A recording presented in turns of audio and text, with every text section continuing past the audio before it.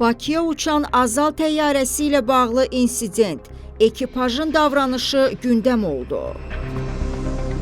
Praqa Beynəlxalq Hava Limanında Azərbaycan Hava Yolları Qapalı Səhmdar Cəmiyyətinin Bakıya uçuş həyata keçirən təyyarəsi ilə bağlı insidentin qarşısını avia şirkətin ekipajı alıb. Bu barədə reportun sorğusuna cavab olaraq Azaldan bildirilib. Məlumata görə Praqa-Bakı marşrutu üzrə uçuşdan əvvəl təhlükəsizlik nəzarəti qaydalarını pozaraq hava gəmisinə daxil olmağa cəhd göstərən kənar şəxslə bağlı insident qeydə alınıb, uçuşun və sərnişinlərin təhlükəsizliyinin təmin edilməsi məqsədi ilə həmin şəxsin təyyarəyə girişinin qarşısı vaxtında alınıb.